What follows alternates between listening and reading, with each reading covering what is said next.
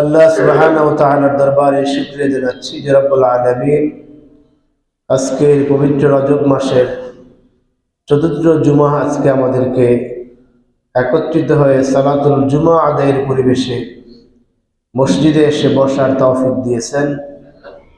দুনিয়ার সকল কাজ কর্মকে পিছনে ফেলে রেখে জুমার পূর্বে সংক্ষিপ্ত আলোচনায় কোরআনের সংক্ষিপ্ত তাফসিরে আমাদেরকে আল্লাহ তাআলা বাছাই করেছেন শোনার জন্য, বসার জন্য। এই জন্য আমরা আল্লাহর দরবারে শুকরিয়া জানাচ্ছি, আলহামদুলিল্লাহ। পাশাপাশি অসংখ্য দুরূদ এবং সালাম পেশ করছি আমাদের নবী সৈয়দুল মুরসালিন, বিশ্ব নবী, খাতামুন নবিয়্যিন, আখির নবী মুহাম্মদুর রাসূলুল্লাহ সাল্লাল্লাহু আলাইহি ওয়াসাল্লামের প্রতি। আল্লাহুম্মা সাল্লি আলা মুহাম্মদ, আল্লাহুম্মা বারিক আলা মুহাম্মদ। সম্মানিত হাজিরিন, মহাগ্রন্থ আল কোরআনের ধারাবাহিক এই সংক্ষিপ্ত আলোচনায় আজকে আমি তেলাওয়াত করেছি সূরা নাহলের 113, 14, 15 তিনটি আয়াতে কারিমা তেলাওয়াত করেছি। আল্লাহ সুবহানাহু ওয়া তাআলার দরবারে তৌফিক কামনা করছি তেলাওয়াতকৃত আয়াতে কারিমা থেকে সংক্ষিপ্ত পরিসরে আল্লাহ তাআলা যেন আমাকে বলার তৌফিক দান করেন। যারা আমরা শুনছি আমাদেরকে যেন কোরআনের আলোকে আমাদের জীবনকে পরিচালিত করার তৌফিক দিন, বলুন আমিন। প্রথম আয়াতে আল্লাহ তাআলা মুহাম্মদ সাল্লাল্লাহু আলাইহি সাল্লামকে মক্কাবাসীদের মধ্যে প্রেরণ করেছিলেন আল্লাহর রহমত হিসাবে, করুণা হিসাবে এবং দয়া হিসাবে। মুহাম্মদুর রাসূলুল্লাহ সাল্লাল্লাহু আলাইহি সাল্লাম তাদের মাঝে আসার কারণেই কিয়ামত পর্যন্ত এই মক্কার সুনাম অক্ষত থাকবে। কিয়ামত পর্যন্ত মক্কার অধিবাসীকে কিয়ামত পর্যন্ত মানুষ ভালোবাসবে শুধুমাত্র তাদের ওই ভূমিতে মুহাম্মদুর রাসূলুল্লাহ সাল্লাল্লাহু আলাইহি সাল্লাম এসেছেন বলে, ঠিক কিনা? আজকে যদি এখানে আমরা এরকম কোন খবর পাই যে একেবারে কুরাইশ বংশের মক্কা নগরীর স্থায়ী এবং খানদানি বাসিন্দা এখানে এসেছেন, আমরা সকলেই কিন্তু তার সাথে হাত মিলাবার জন্য, বুক মিলাবার জন্য চেষ্টা করব এবং ধন্য মনে করব, তাই কিনা? কিয়ামত পর্যন্ত আল্লাহ তাআলা এই মক্কাবাসীকে এই যে একটা অনুগ্রহ করলেন, দান করলেন, একটা সুযোগ দিলেন, মক্কাবাসী কিন্তু সেই মর্যাদা রক্ষা করতে পারে নাই। পেরেছিল তৎকালীন সময়ে? পারে নাই। কাফের মুশরিক বেঈমানরা তৎকালীন সময় সেটা পারে নাই। আল্লাহ তাআলা এই কথাই বলতেছেন, ওয়ালাকাদ জাআহুম রাসূলুম মিনহুম। আল্লাহ তাআলা আমি তাদের মধ্যে একজন রাসূলকে প্রেরণ করেছিলাম। তাদের উচিত ছিল সেই রাসূলকে গ্রহণ করা, রাসূলের আদর্শকে মেনে নেওয়া, রাসূলের সামগ্রিক কর্মজীবনকে সমর্থন করা এবং এরকে সহযোগিতা করে দিনদারি হয়ে যাওয়া, এটা তাদের দায়িত্ব ছিল। কিন্তু তারা কি করলেন? ফাকাযযাবুহু ফাখাযাহুমুল আযাব ওয়া হুম যালিমুন। তারা জুলুম করলেন, অত্যাচারিত হলেন, অত্যাচার করলেন মুসলমানদের উপর। রাসূলকে তারা মিথ্যাবাদী মনে করলেন, বলেন নাউজুবিল্লাহ। যে রাসূলের কারণে তাদের মর্যাদা আল্লাহ তাআলা এত বাড়ায় দিলেন, সেই রাসূলকে তারা নেয়ামত হিসেবে গ্রহণ করতে পারে নাই, তারা তাকে মিথ্যা মনে করলেন।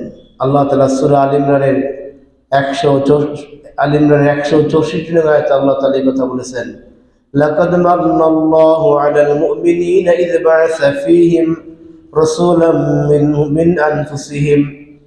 আল্লাহ তাআলা বলতেছেন, আল্লাহ তাআলা অনুগ্রহ করেছেন মুসলমানদেরকে, অনুগ্রহ করেছেন মুমিনদেরকে, অনুগ্রহ করেছেন মক্কাবাসীদেরকে যে তাদের মধ্য থেকে তিনি একজনকে নবী হিসাবে প্রেরণ করেছেন। সুবহানাল্লাহ, এটা আল্লাহর বড় একটা অনুগ্রহ। আল্লাহ তাআলা যদি সেই মক্কাবাসীর মধ্যে রাসূলকে প্রেরণ না করতেন, যদি পৃথিবীর অন্য কোনো বাসিন্দার মধ্যে রাসূলকে প্রেরণ করতেন, তাহলে এই মক্কাবাসীর মর্যাদা কিন্তু এত থাকতো না, থাকতো কখনো না। তারা এটা বুঝতে পারে নাই। তারা না বুঝে তারা আস্তে আস্তে মুসলমানদের বিরুদ্ধে তারা অবস্থান নিতে লাগলো। কাফেরদের সংখ্যা আস্তে আস্তে কমতে লাগলো, মুসলমানদের সংখ্যা বাড়তে লাগলো। এই ভয়ে তারা চিন্তা করলো মুহাম্মদ সাল্লাল্লাহু আলাইহি সাল্লামকে আর সামনে বাড়াবার সুযোগ দেওয়া যাবে না। একটা ভয় তাদের ভিতরে কাজ করলো যে মুহাম্মদ যেভাবে দ্বীনের দাওয়াত দিয়ে মানুষকে ইসলামপন্থী বানাচ্ছে, মানুষকে যেভাবে ইসলামের দিকে আহ্বান করে গোটা সমাজের, গোটা রাষ্ট্রের মানুষগুলিকে তার পক্ষে বিরাচ্ছে সুন্দর সুন্দর কথা বলে, ঐশিক জ্ঞানের মাধ্যমে কোরআন শিক্ষা দিয়ে, রাসূলের আদর্শ শিক্ষা দিয়ে যেভাবে গোটা আরববাসীকে তার দিকে নিয়ে আসতেছে, এটা দেখে এটা বুঝতে পেরে মক্কার কাফেররা ভয় পেয়ে গেল। এই জন্য তারা সিদ্ধান্ত নিল ফাকাযযাবুহু, মুহাম্মদ সাল্লাল্লাহু আলাইহি সাল্লামকে মিথ্যাবাদী প্রমাণ করা। বলেন না? দুনিয়ার সকল যুগেই এটা একেবারে সত্য কথা। নূহ আলাইহিস সালাম থেকে শুরু করে মুহাম্মদ সাল্লাল্লাহু আলাইহি সাল্লাম পর্যন্ত, বর্তমান পর্যন্ত যখনই নবী রাসূলরা, তাদের উত্তরসূরিরা, তাদের ওয়ারিসরা মানুষকে দ্বীনের দিকে আহ্বান করেন, দ্বীনের পথে ডাকেন এবং তাদের আদর্শ দিয়ে, চরিত্রিক গুণাবলী দিয়ে মানুষকে তাদের দিকে আকৃষ্ট করতে সক্ষম হন, তখন যারা ক্ষমতাসীন থাকেন বা যারা ক্ষমতা যাবেন তাদের গা জ্বালা শুরু হয়ে যায়। ঠিক কিনা? এটা বর্তমানে যেরকম সত্য, সেই নূহ আলাইহিস সালামের জামানায় সত্য ছিল। যে আল্লাহর পথে যারা আহ্বান করছেন, মানুষকে যারা আল্লাহর দিকে ডাকতেছেন, তাদের বিজয়, তাদের শৌর্য বীর্য, তাদের গ্রহণযোগ্যতা, এটা কায়েমি স্বার্থবাদী যারা ছিল তাদের সহ্য হয় নাই। এই জন্য তাদের প্রথম টার্গেট ছিল এই ব্যক্তিগুলির নামে, এই মানুষগুলির নামে মিথ্যা রচনা করা, এই মানুষগুলাকে সমাজের সমস্ত মানুষের কাছে মিথ্যুক হিসাবে প্রমাণ করা। বলেন না?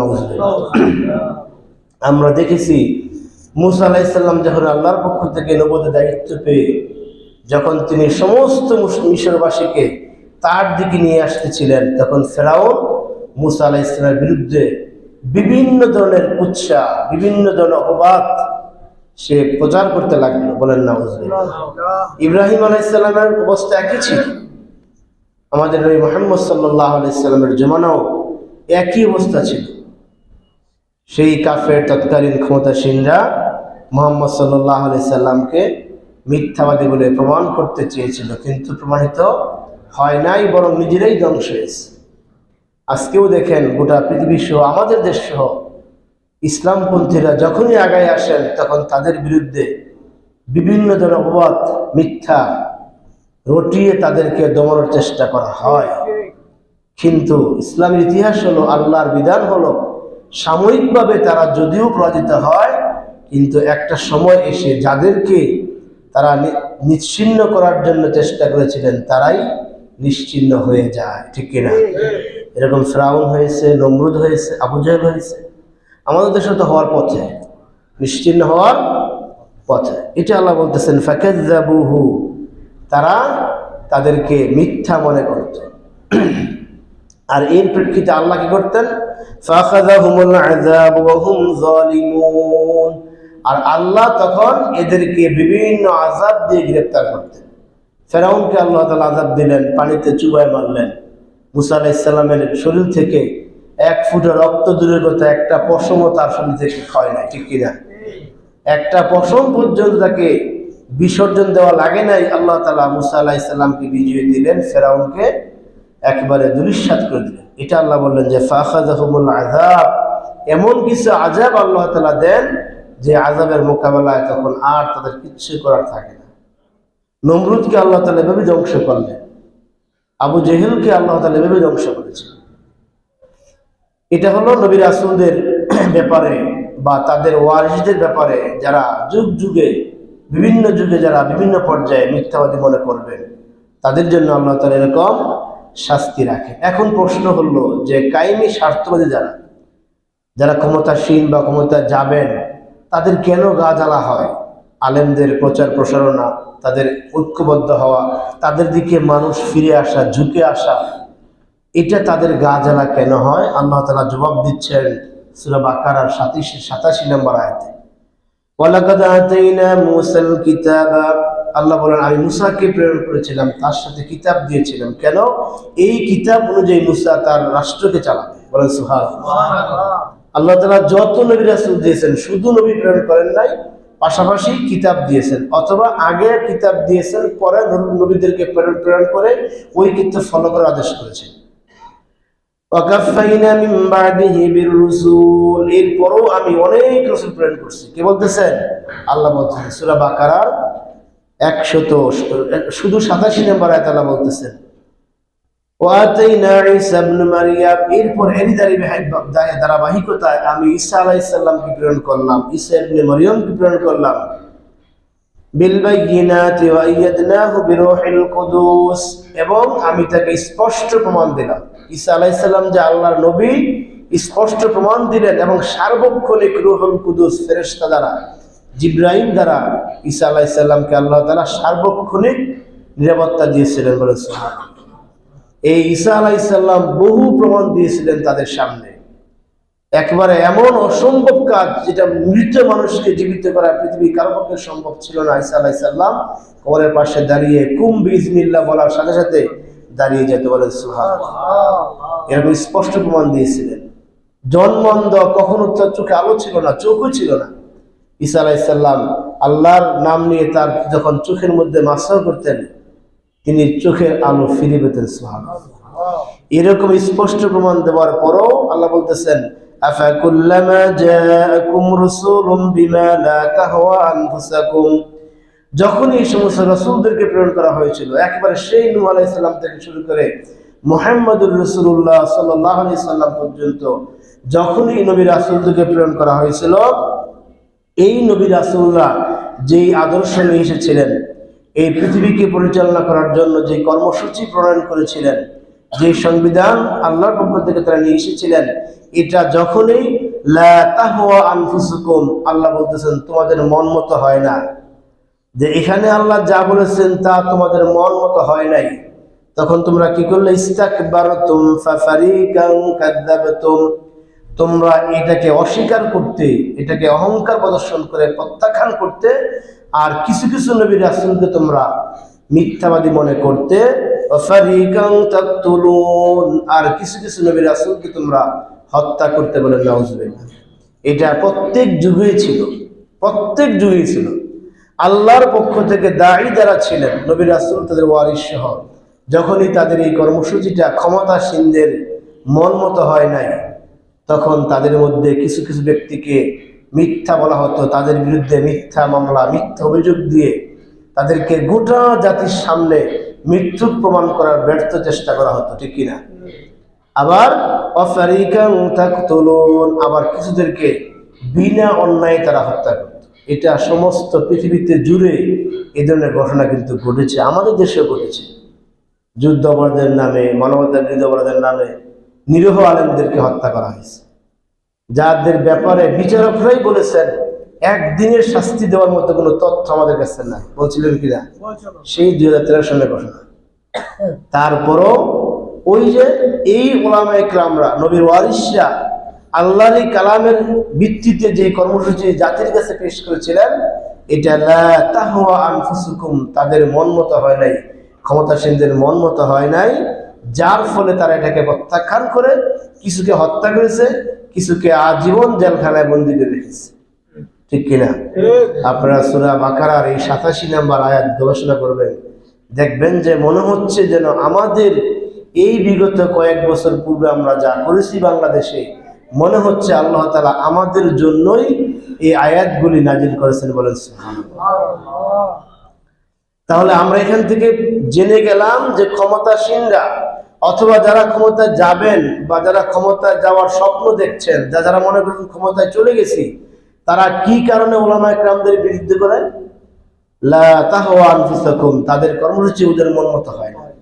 কোরআনে আল্লাহ যা বলেছেন সেই কোরআন অনুযায়ী তাদের কর্মসূচি হয় না, এই জন্য তারা এই সমস্ত কথা বলেন যে কোরআনে রাজনীতি নাই, বলে কিনা? আরে কোরআন হচ্ছে সবচেয়ে বড় রাজনীতি, নীতির রাজা যেটা, সেটা হলো রাজনীতি। আপনি রাজহাঁস কাকে বলেন? যেটা হাঁসের রাজা, ঠিক না? হাঁসের রাজা যদি একটা গরিব মানুষ লালন পালন করে, এটা রাজহাঁস বলা হবে, এটা হাঁসের মধ্যে রাজা। আর যদি একটা পাতি হাঁস একটা রাজায় পালন করেন, পালেন, কেউ তাকে বলবেন না যে এটা রাজহাঁস, বলবেন? কারণ এটা হাঁসের রাজা না। তো যত নীতি পৃথিবীতে মানুষ আবিষ্কার করেছে, সব নীতির চাইতে উত্তম নীতি কার নীতি? আল্লাহর নীতি। আর সেটা আল্লাহ তাআলা কোরআনে দিয়েছেন এবং সমস্ত নবী রাসূলদের দিয়েছেন। সুতরাং যে সমস্ত মূর্খরা এই কথা বলেন যে কোরআনে রাজনীতি নাই, কোরআন এবং রাজনীতি দুই জিনিস, তারা মূর্খ, তারা কোরআন পড়ে না, আসলেই পড়ে না। এরা সূরা ফাতিহা পড়লে ভুল হয় 7 আয়াত 21টা, আউযুবিল্লাহ বিসমিল্লাহ সঠিক করে পড়তে পারে না, সালামটা শুদ্ধ করে দিতে পারে না। সুতরাং তারা যে কথা বলবে, তাহলে আমরা এই 87 নম্বর আয়াত থেকে আমরা জেনে গেলাম যে তাদের মন মতো না হলেই তারা যুগে যুগে কোরআনের বিরোধী করেছে এবং ভবিষ্যতেও করবে। আমাদেরকে আল্লাহ তাআলা বুঝার তৌফিক দিন। এই জন্য আল্লাহ তাআলা বললেন এদেরকে ফাখাযাহুমুল আযাবু হুম যালিমুন, আল্লাহ তাআলা এদেরকে শাস্তি দিয়েছেন। যে শাস্তি আপনারা জানেন, এই শাস্তি আল্লাহ দিয়েছেন শুধুমাত্র নবী রাসূলদের শানে বেয়াদবি করার কারণে, নবী রাসূলদের আনিত সংবিধান কোরআনের বিধিবিধানগুলোকে অস্বীকার করার কারণে আল্লাহ তাআলা ওই জাতিদেরকে ধ্বংস করে দিয়েছেন। 114 নম্বর আয়াত, পরবর্তী আয়াতে আল্লাহ তাআলা বলতেছেন ফাকুলু মিম্মা রাযাকাকুমুল্লাহু হালালান তাইয়্যিবা ওয়াশকুরু নি'মাতাল্লাহি ইন কুনতুম ইয়্যাহু তা'বুদুন। এইখান থেকে আল্লাহ তাআলা মাঝখানে কয়েকটি আয়াতে আমাদেরকে হালাল রুজি, হালাল ইনকামের ব্যাপারে তাকিদ দিয়েছেন।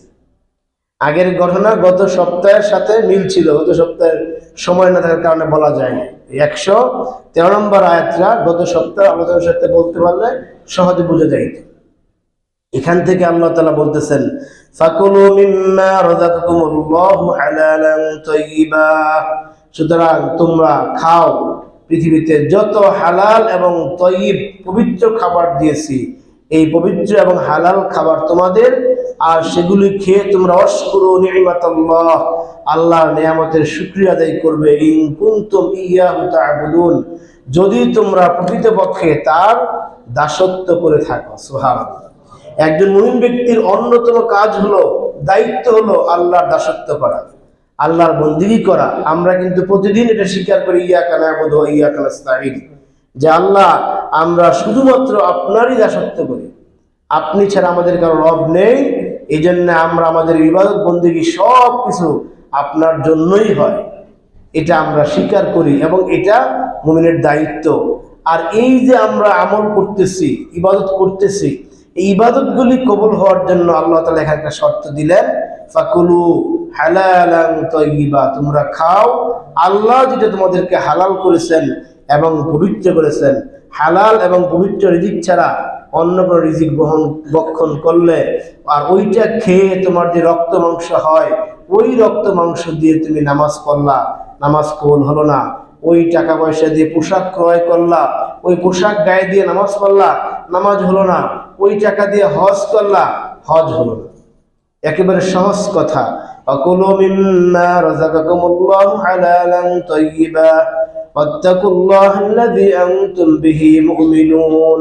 আল্লাহ বলতেছেন সূরা মায়েদার 88 নং আয়াতে, তোমরা খাও এবং পান করো আল্লাহ তোমাদেরকে রিজিক হিসেবে যা হালাল করেছেন, এবং এই ক্ষেত্রে আল্লাহকে ভয় করো। এখানে আল্লাহকে ভয় করার কথা এই কারণে বলেছেন যাতে আমরা এই কথা আমাদের স্মরণ থাকে যে আমি যে আজকে অবৈধভাবে অন্যায় প্রতি ইনকাম করে খাচ্ছি, এটা আল্লাহ আমাকে দেখছেন। এই জন্য আল্লাহ তাআলা এখানে একটু ইঙ্গিত দিলেন যে আল্লাহকে ভয় করো। তাই সত্যিকার অর্থে যে ব্যক্তি আল্লাহর বন্দেগী করতে চায়, আল্লাহর বান্দা হতে চায়, ওই ব্যক্তি উচিত যেটা হালাল ওই হালালটা গ্রহণ করা, যেটা হারাম ওই হারামটাকে বাদ দেওয়া। নিজে নিজে কোনো ফতোয়া দেওয়ার কোনো সুযোগ নাই। আল্লাহ কোনটা হালাল কোরআনে স্পষ্ট করেছেন, হাদিসের মাধ্যমে স্পষ্ট করে দিয়েছেন। কোনটা হারাম এটাও হাদিসের মাধ্যমে, কোরআনের মাধ্যমে আল্লাহ তাআলা স্পষ্ট করেছেন। সুতরাং এখানে নিজে নিজে হালালকে হারাম করা আবার হারামকে হালাল করা এরকম ফতোয়া দেওয়ার কোনো সুযোগ নেই। ইন কুনতুম ইয়্যাহু তা'বুদুন, যদি তোমরা প্রকৃত অর্থে তারই দাসত্ব হও, তারই দাসত্ব পালন করো। সূরা বাকারার 172 নম্বর আয়াতে আল্লাহ তাআলা আরো স্পষ্ট করেছেন, ইয়া আইয়ুহাল্লাযীনা আমানু, এই কথাটা আল্লাহ আমাদেরকে বলতেছেন যারা আমরা হালাল হারামকে পৃথক করার চেষ্টা করি তাদের জন্য এই ওয়াজ, এই আহ্বান।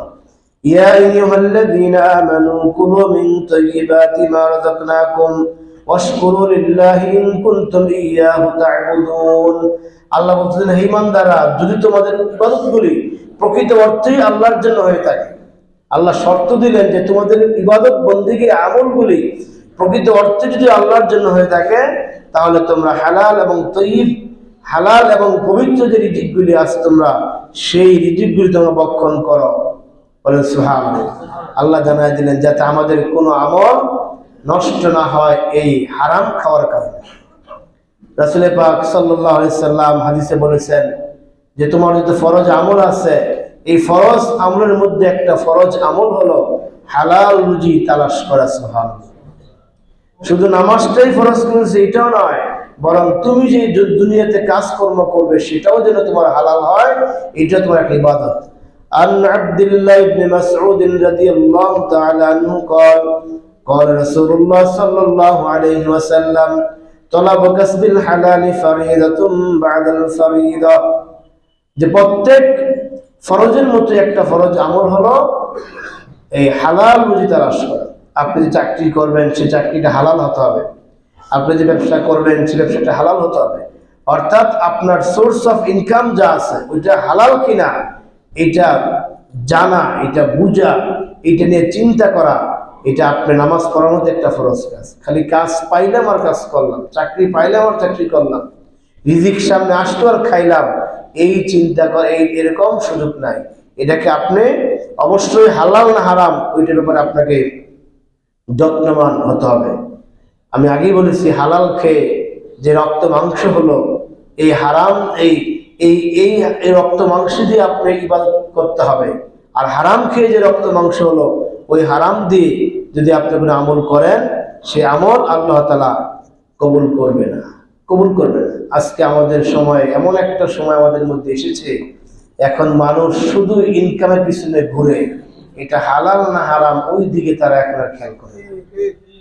টাকা আসতেছে আর গ্রহণ করতেছে, মুসাফা করতেছে আর হাতে টাকা আসতেছে, এটা হাদিয়া বলে পকেটে ঢুকাইতেছে। আরে মুরিদ যে আপনাকে দিল এই টাকা সে কি চুরি করে আনছে, নাকি টাকা সুদে খাটায় সেই মাসিক প্রফিট নিয়ে আসছে, নাকি অন্য ইনকাম করছে, এই দিকে কোনো খেয়াল নাই। সেই টাকা আসতেছে পকেটে দিতেছে, ছেলে টাকা নিয়ে আসতেছে, বাপের কোনো খেয়াল নাই, কোনো হিসাব নাই।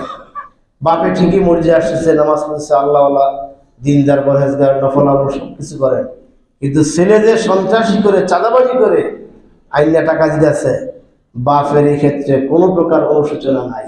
একদিন জিজ্ঞাসা করে না যে বাজান তোমাকে তো আমি এই পুঁজি দিই নাই, কোনো ব্যবসা দিই নাই, তুমি সকালবেলা বাড়ি থেকে বের হয়ে যাও, রাতের বেলা এই পকেট ভর্তি বান্ডেল ভর্তি টাকা নিয়ে আসো, এগুলা কোত্থেকে নিয়ে আসো? এরকম অনেক ফ্যামিলি আছে এরকম জিজ্ঞাসা করে না। সম্মানিত হাজিরিন, এই জন্য রাসূল পাক সাল্লাল্লাহু আলাইহি ওয়াসাল্লাম বলছেন এমন একটা জমানা আসবে, অর্থাৎ শেষ জমানার কথা বলতেছেন, যে জমানায় মানুষ বাছ বিচার করবে না কোনটা হালাল কোনটা হারাম, আসবে আর খাবে, আসবে আর খাবে। নাউযুবিল্লাহ বলেন। عن أبي هريرة رضي الله تعالى عنه قال قال رسول الله صلى الله عليه وسلم يأتي على الناس زمانا لا يبالي المرء ما أخذ منه أمن الحلال ومن الحرام। যে একটা জমানা আসবে তোমাদের মধ্যে, যেই জমানার মধ্যে মানুষ কোনটা হালাল কোনটা হারাম ওটা বাদ বিচার করবে না, মুখের সামনে যা পাবে তাই খাবে। অথচ সাহাবায়ে কেরামরা, সালফে সালিহিনরা, তাবে তাবেঈনরা, আল্লাহর বুজুর্গরা, দ্বীনের বান্দারা কোনো খাবার গ্রহণ করার আগে এটা শতভাগ নিশ্চিত হইতেন আমার এই খাবারটা হালাল কিনা। হালাল না হলে তারা সেই খাবারটা গ্রহণ করতেন না।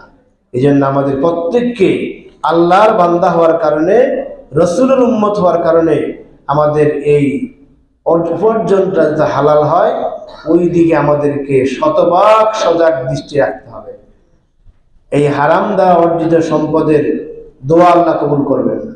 রাসূল পাক সাল্লাল্লাহু আলাইহি ওয়াসাল্লাম লম্বা একটা হাদিসের শেষ অংশে বলেছিলেন এভাবে, যে দূর থেকে কোনো এক ব্যক্তি এসে বাইতুল্লাহর পাশে তার সাওয়ারকে রেখে, অর্থাৎ উট বা ঘোড়া বা খচ্চরকে রেখে সে বাইতুল্লাহর সামনে এসে আকাশের দিকে হাত উত্তোলন করে আল্লাহর কাছে যে অনেক কিছু চাচ্ছে, তার এই চাওয়া পাওয়া, এই চাওয়ার যে ঢং দেখে, চোখের পানি দেখে, কাকতি মিনতি দেখে মনে হয় এই ব্যক্তি না জানি কত বুজুর্গ, অথচ এই ব্যক্তি যা খেয়েছে সব হারাম খেয়েছে, এই ব্যক্তি যা পড়েছে সব হারাম পড়েছে, এই ব্যক্তি জীবনে কখনো হালালটা ভক্ষণ করে নাই। সুতরাং তার দোয়া আল্লাহ কেন কবুল করবেন? বলেন নাউজুবিল্লাহ।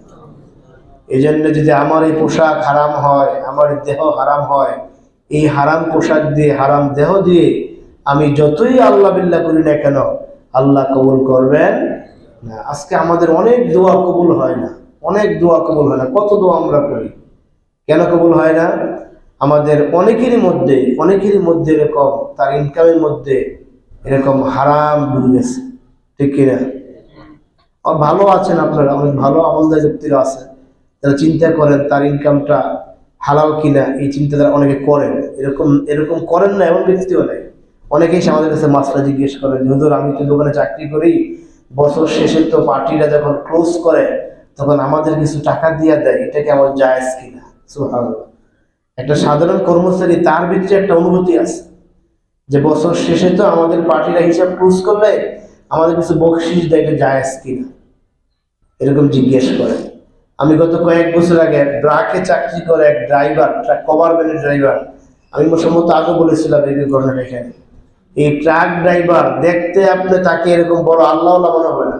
ড্রাইভার মানুষ যেরকম দেখা যায়, রোদে তারা শুকান, বৃষ্টিতে ভিজেন, ঘামেন, তার মধ্যে খেতে পারেন না, ঘুমাইতে পারেন না, যার ফলে চেয়ারের মধ্যে এরকম উস্কু ভাব থাকে।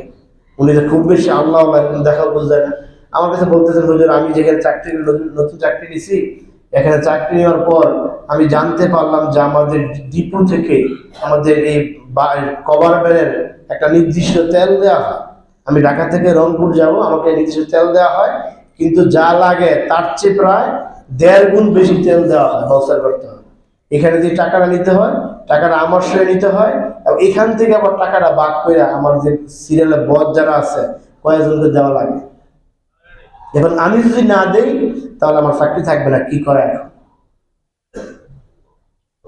আমি অবাক হয়ে গেলাম যে একটা ট্রাক ড্রাইভার, যা তাকে দেখে আমরা মনে করবো সে মনে নামাজি পড়ে না, এরকম মনে করতে পারি, অথচ তার ভিতরে কি একটা অনুভূতি যে সেই তেলগুলি, এই অতিরিক্ত পয়সাটা আমি এখন কি করবো, এখন আমি তো দাঁড়িয়ে পারতেছি না, চাকরি ছাড়তে পারতেছি না।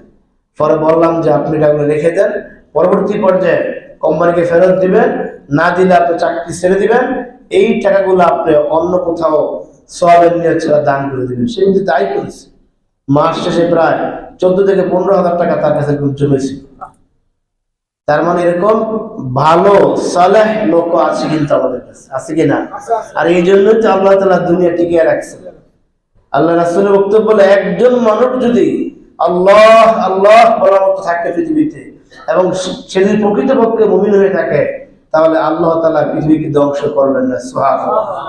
এরকম ভালো মানের মানুষ আছে বিদায়ী এখনো পৃথিবী জীবিত আছে। আন জাবির রাদিয়াল্লাহু তাআলা আনহু قال قال رسول الله صلى الله عليه وسلم لا يدخل الجنة لحم نبت من سحت। আল্লাহ রাসূল বলেন, জাবির ইবনে আব্দুল্লাহ রাদিয়াল্লাহু তাআলা থেকে বর্ণিত, তিনি বলেন ওই দেহটা জান্নাতে যাবে না যেই দেহটা অন্যায় দ্বারা, হারাম ইনকাম দ্বারা গঠিত হয়েছে। বলেন নাউজুবিল্লাহ। ওই দেহটা জাহান্নামে যাবে না, জান্নাতে যাবে না, তার জন্য জাহান্নাম হারাম। এই জন্যে আমাদের খেয়াল রাখতে হবে যাতে আমাদের কোনো ইনকাম, আমাদের কোনো খাবার ওইটা যেন হালাল পর্যায়ে না হয়। হালাল এবং পবিত্র এই দুইটা আল্লাহ বুঝিয়েছেন। আপনি যেই টাকাটা কিনবেন ওই টাকাটা হালাল হতে হবে, এবং যেই খাবারটা আপনার জন্য হারাম না এমন খাবার কিনতে হবে। আপনি হালাল টাকা দিয়া, শতভাগ হালাল টাকা দিয়া আপনি মদ কিনা খাইলেন, এটা কি হারাম হালাল হবে? টাকা আপনার হালাল, কিন্তু যেটা কিনে যেটা কি খাবিস নাপাক, ওটা কি নাপাক, ওইটা হারাম জিনিস, ওইটাও লাগবে আপনার হালাল খাদ্যের তালিকায়। এই জন্য আল্লাহ তাআলা হালালান ওয়া তাইয়িবান বলেছেন, হালাল এবং পবিত্র এই দুইটা শর্ত আল্লাহ তাআলা খাবার গ্রহণ করার জন্য আল্লাহ দিয়েছেন। এরপরে 115 আয়াতে আমাদের যে বিষয়গুলো, আমরা কিছু খাবার আমাদের জন্য আছে, কি কি হারাম আল্লাহ তাআলা জানাই দিলেন। ইন্নামা হাররামা আলাইকুমুল মাইতাতা ওয়াদ-দামা ওয়া লাহমাল খিনজির ওয়া মা উহিল্লা লিগাইরিল্লাহি বিহি। যে সকল প্রাণী এবং পাখি জবাই করে খেতে হয়, ওইগুলির মধ্যে কোন কোনটা হালাল আল্লাহ শর্ত দিলেন, সেটা হলো হাররামা আলাইকুমুল মাইতাতা। যদি জবাইয়ের পূর্বে কোনো পাখি, কোনো প্রাণী মারা যায়, ওইটা আপনার আমার জন্য হালাল হলো, ওইটা হারাম। আমাদের জন্য গরু হালাল নাকি হারাম?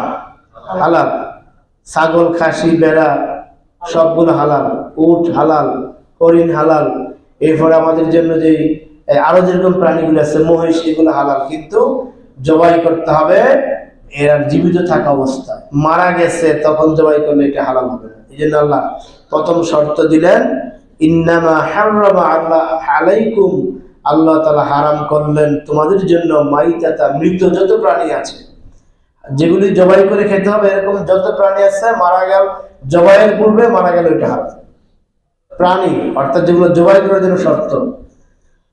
ওয়াদ্দামা, এবং প্রবাহিত রক্ত, ওই প্রাণীর যে রক্তগুলি আছে, প্রবাহমান রক্ত যেগুলো জবাই করলে বের হয়ে যায়, ওই রক্তগুলি খাওয়া হারাম। একজন মানুষ মনে করলো 1.5 লক্ষ টাকা দিয়ে এই গরুটা ক্রয় করলাম, এখানে প্রায় 12 কেজি রক্ত পাওয়া যাবে, তো এই 12 কেজি রক্তের দাম আছে না? আসেনি? 12 কেজি রক্তের দাম তো কম পক্ষে 7,200 টাকা, আরো বেশি হবে, এরকম হয়। এখন সে যদি মনে করে এটা তো হালাল প্রাণী, খেয়ে ফেলি, জায়েজ হবে? আল্লাহ নিষেধ করেছেন, হারামা আলাইকুম মাইতা ওয়াদ দাম, এই রক্ত খাওয়াটা জায়েজ নয়, এটা হারাম। যেটা প্রবাহিত হয়ে যায় ওটা খাওয়া হারাম, এটা খাওয়া কোনোভাবে জায়েজ নয়। এটাকে বের করেই আপনার গোশতগুলা আলাদা করতে হবে, এটা আল্লাহ তাআলা নিষেধ করেছেন। আর এটা স্বাস্থ্য বিজ্ঞানেও এই রক্তের মধ্যে এমন কিছু দূষিত পদার্থ আছে যেগুলা মানুষ খেলে ওই মানুষের শরীরের মধ্যে মারাত্মক দুরারোগ্য ব্যাধি হবে, যার ফলে কোনো ধর্মেই কিন্তু এই রক্তের সাপোর্ট করে না। করে নাকি? করে না। যদি কেউ আল্লাহর নবাদ্য বান্দা খেয়ে থাকে তাহলে তার প্রায়শ্চিত্ত সে ভোগ করে এবং তার অসুস্থ হয়, সে মারা যায় অসুস্থ হইয়া। এরপর বলছেন ওয়ালাহমাল খিনজির, লাহমাল খিনজির, এটাকে আল্লাহ তাআলা এখানে আলাদা করে বলেছেন। কুকুর খাওয়া হারাম, বিড়াল খাওয়া হারাম, এরকম অনেক প্রাণী আছে খাওয়া মধ্যে হারাম, ওইগুলোকে আল্লাহ তাআলা করে বলেন নাই, কিন্তু খিনজিরটাকে আল্লাহ তাআলা হারাম করেছেন। এই কারণে এই খিনজিরটা সবার জন্য হারাম ছিল, সমস্ত জাতির জন্য হারাম ছিল, কিন্তু খ্রিস্টানদের মধ্যে একটা গ্রুপ আছে। আপনারা জানেন যে খ্রিস্টান তখন থেকে তারা 3 ভাগে বিভক্ত ছিল। এক ভাগ তারা ঈসা আলাইহিস সালামকে ডাইরেক্ট খোদা মনে করতে, বলেন নাউজুবিল্লাহ। আরেক ভাগ বলতো ঈসা খোদা নয়, খোদা একজন আছেন, মরিয়ম তার স্ত্রী, ঈসা তার সন্তান, বলেন নাউজুবিল্লাহ। এর এক ভাগ। আরেক ভাগ বলতো না, আমরা আল্লাহকেই মানি, ঈসা বলতে ঈসা আল্লাহর বান্দা এবং এই মরিয়ম তিনি আল্লাহর বান্দা, আল্লাহর কুদ্দুস ঈসা আলাইহিস সালাম পৃথিবীতে এসেছেন। তারা তৎকালীন সময় সঠিক ছিলেন, কিন্তু কোরআন আসার পরে তারা কোরআনকে গ্রহণ না করার কারণে ইসলামের দৃষ্টিতে এই 3 গ্রুপটা বাতিল।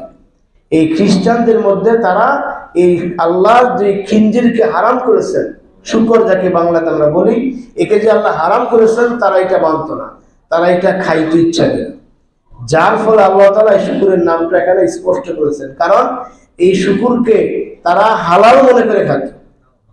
বনি ইসরাইল এবং তৎকালীন ইহুদিদের মধ্যে এবং খ্রিস্টানদের মধ্যে এমন প্রবণতা ছিল যে আল্লাহর বিধানগুলি তারা নিজেরা বাদ দিয়া, নিজেরা মাতবরি করে আল্লাহ যা হারাম করেছেন এমনটাকে হালাল করতো, আর আল্লাহ যা হালাল করেছেন এমন বস্তুগুলো তারা হারাম করতো, বলেন নাউজুবিল্লাহ।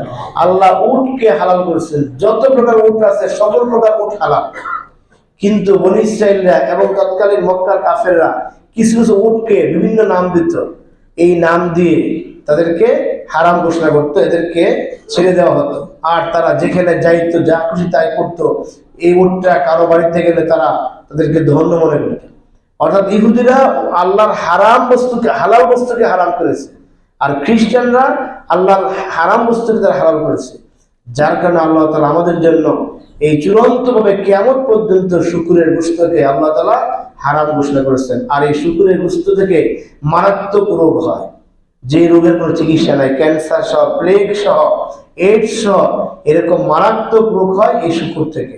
এটা যতভাবে, যত ভালো পরিবেশে এটাকে লালন পালন করা হোক না কেন। বর্তমান তো খ্রিস্টানরা আধুনিকভাবে আমাদের দেশের মধ্যে মুরগির ফার্ম করে, তারা এরকম শুকুরের ফার্ম করে, এবং সেই শুকুরগুলো তারা কোরআনের সাথে চ্যালেঞ্জ করে এমনভাবে লালন পালন করে যে কোনো নাপাকি সেই শুকুরের গায়ে লাগে না। কিন্তু আল্লাহর ভাষায় সেই শুকুর আপনি যত ভালোভাবে আপনি ধোন, পরিষ্কার করেন না কেন, এটা আপনার জন্য চিরকাল পর্যন্ত হারাম, ঠিক কিনা? এই জন্য কোনো মুসলমান শুকুরের গোশত খায় না, এটা আল্লাহ হারাম করেছেন। ওয়ামা উহিল্লা লিগাইরিল্লাহি বিহি, এরপরে আল্লাহ তাআলা কমন একটা বক্তব্য দিলেন, আল্লাহ তাআলার নাম ছাড়া যত প্রাণী, হালাল প্রাণী কিন্তু জবাই করা হয়েছে আল্লাহ তাআলার নাম ছাড়া, ওইটা জায়েজ হবে না, ওইটা হারাম হয়ে গেছে। অথবা লিগাইরিল্লাহ, আল্লাহ ছাড়া অন্য কারো নামে এটাকে জবাই করেছে। আমরা জবাই করি বিসমিল্লাহ আল্লাহু আকবার বলে, আর যদি জবাই করে জয় শ্রীরাম এরকম শব্দ বলে, জয় জয় কালী, জয় দুর্গা এরকম শব্দ দিয়া এরা জবাই করে। তো এরকম শব্দ দিয়ে জবাই করলে এটা কি হবে? হারাম হয়ে যাবে। এই জন্য আমরা আল্লাহর নাম ছাড়া অন্য কারো নামে জবাই করা কোনো পশু আমরা খেতে পারি না। আবার যিনি জবাই করবেন তিনিও আল্লাহর নাম নিতে হবে মুসলমান হওয়ার পর, ঠিক কিনা? আপনি যদি এই যে মনে করেন যে কোনো একজন হিন্দু, আমাদের এলাকায় অনেক হিন্দু আছে, কোন একটা হিন্দু যদি 100 বার বিসমিল্লাহ বলে জবাই করে জায়েজ হবে? জায়েজ হবে না। এই জন্য হিন্দু বাড়িতে খাওয়ার ক্ষেত্রে সর্বোচ্চ সতর্ক থাকতে হবে। আমরা তো হাসতে হাসতে খেয়ে ফেলি কিনা? অনেকে খুব মজা করে হিন্দু বাড়িতে দিয়ে খান। খবরদার, ওদের জবাই করা কোনো প্রাণী খেলে আপনি হারামটা খাইবেন। প্রাণীটা হালাল, কিন্তু ওরা নাপাক হওয়ার কারণে মুসলমান ছাড়া অন্য যত জাতি আছে সবগুলি নাপাক, সব জাতি নাপাক। যে পর্যন্ত না ঈমান না আনবে ওই পর্যন্ত সে পাক হবে না। আর মুসলমান কখনো নাপাক হয় না। আপনি বলতে পারেন গোসল ফরজ হয়েছে, হ্যাঁ ফরজ গোসল করবেন, আপনি তখন জুনুব, আপনি তখন কি হবেন? জুনুব, অর্থাৎ আপনি অপবিত্র, কিন্তু আপনি নাপাক না, আপনি পাক। সুবহানাল্লাহ। কিয়ামত পর্যন্ত কোনো মুসলমান নাপাক হবে না যে একবার আল্লাহকে স্বীকার করছে। গোসল ফরজ হয়েছে, আপনি জুনুব হয়েছে, অপবিত্র, ওযু করছেন, গোসল করছেন, বাস পবিত্র হয়ে গেছে, প্রস্রাব করে বেরিয়ে আসছেন, আপনি যখন জুন হয়েছেন, নামাজ ওযু করলেন, পাক হয়ে গেছে। কিন্তু শারীরিকভাবে মুসলমান সবসময় কি? পবিত্র। এই জন্য হিন্দু বাড়িতে থেকে বিয়ের দাওয়াত না যাওয়াটা ভালো। আজকে সকালে একজন ফোন করে জিজ্ঞেস করলো যে হুজুর, আমার এক বন্ধু, অনেক ছোটকালের বন্ধু, তার বোনের বিবাহ, আমাকে আজকে সেখানে আমি যেতে পারবো কিনা? আমি কি বললাম, ঠিক আছে, এখন যদি একান্তই সামাজিকতা রক্ষার্থে দেওয়া হয় তাহলে যেতে পারবেন। শর্ত হলো এটাই, তাদের জবাই করা কোনো প্রাণী খাওয়া যাবে না। পরে বললো এরা তো মুসলমানদের জবাই করে বা পাকশাক করে। আমি বললাম এটা যদি শতভাগ সত্য হয়, আপনি জানেন যে শিওর এটা মুসলমানদের জবাই করা হয়েছে এবং মুসলমানদের আলাদা পাক করা হয়েছে, তখন আপনার জন্য জায়েজ হতে পারে। কিন্তু ওরা জবাই করলো, এরপরে অথবা সন্দেহ রইল, এরকম কোনো গোশত জাতীয় খাবার খাওয়া যাবে না। আপনি মাছ খেতে পারবেন, মাছ এটা জবাই করার শর্ত না। এটা সবসময় মানুষ মুসলমানের জন্য সকল প্রকার মাছ এটা হালাল প্রাণী। এটা মারা গেলেও হালাল, তবে যেই মাছটা মারা গিয়ে উল্টে জায়গা, অর্থাৎ তাদের নিচের দেশটা উল্টে থাকে, ওইটা জায়েজ না, ওইটা একবারে মরে নষ্ট হয়ে গেছে। আর যেটা বাসমান সোজা বাসে বা কাইটে বাসে, ওইটা পর্যন্ত জায়েজ আছে। মাছটা যখন একবারে খাবার অনুপযোগী হয়ে যায়, মশলাগত অবস্থা হলো যখন সে উল্টা থাকবে, এইভাবে উল্টা, তখন এটা জায়েজ নাই। কারণ এটার যে এখন এটা তৈবুন নয়, এটা নষ্ট হয়ে গেছে, খাইলে আপনার অসুখ বিসুখ হবে। এই জন্য আমরা অমুসলিমদের কাছে গেলে অথবা যদি আমরা বিদেশে কোনো সফরে যাই, অন্য কোনো খাবার যদি গ্রহণ করার সুযোগ থাকে, তখন আমাদেরকে এই ধরনের এই জবাই করা পশুগুলো, সেগুলো জবাই করার শর্ত এগুলো না খাওয়াটাই বেটার এবং উত্তম এবং তাকওয়ার লক্ষ্য। এরপর আল্লাহ শর্ত দিলেন, ফামানিদ তুররা গায়রা বাগিন ওয়ালা আদিন ফাইন্নাল্লাহা গফুরুর রহিম। যদি কোনো ব্যক্তি একবার অরণ্যময় হয়ে যায়, যেই মুহূর্তে তার জীবন চলে যাচ্ছে, এখন তার জীবনকে রক্ষা করার জন্য কোনো প্রকার সীমা লঙ্ঘন নয়, কোনো প্রকার বাহাদুরি নয়, কোনো প্রকার ইচ্ছা নয়, একেবারেই সে এমন জায়গায়, এখন পৃথিবীর এমন জায়গায় আছে যেখানে হালাল খাবারের কোনো ব্যবস্থা নাই, অথচ এই মুহূর্তে তার পাকস্থলীতে খাবার না পড়লে সে মারা যাবে। তখন এই সামান্য পরিমাণ, যেই পরিমাণ খাবার তার ভিতরে দিলে এখন সে মোটামুটি সুস্থ হবে, এই পরিমাণ খাবার তাকে সে খেতে পারবে। ফাইন্নাল্লাহা গফুরুর রহিম, আল্লাহ তাআলা তাকে ক্ষমা করবেন। সুবহানাল্লাহ। আর যদি মনে করেন না ফোনের তরুরা বাইরা বাগিন, খাবার পাইছি খেয়ে নেই, না। অনেকে দেখা যায় আপনারা বিদেশ সফর করেন, চীন যান, জাপান যান, বিভিন্ন দেশে যান, ইন্ডিয়া যান, বা আমাদের কক্সবাজার গেল, সেখানে দেখা যায় এই যে আপনার বিভিন্ন এই যে কাসিম বাজতেছে, কুইসা বাজতেছে, কাঁকড়া বাজতেছে, ওই বাজার তেল দিয়ে আপনি আবার একটা মাছ কিনেন, মাছ কিনে খাইতেছেন। এটা তো একটা ওই তেলের মধ্যে দিয়ে আপনি কাসিম বাজলেন, ওই তেলের মধ্যেই কুচ্চা বাজলেন, ওই তেলের মধ্যেই আপনি কাঁকড়া বাজলেন, আর ওই তেলেই আপনি মাছ দিয়ে মাছও বাজলেন। তাহলে কি ওইটার হারাম পদার্থ কিছুটা আসছে না মাছের? এগুলো একটা খেয়ালের বিষয়, এগুলো আপনি খেয়াল করবেন যাতে কোনো প্রকার হারামটা আমাদের মধ্যে না আসে। আল্লাহ তাআলা আমাদেরকে তৌফিক দান করুন, আমিন। সম্মানিত হাজিরিন,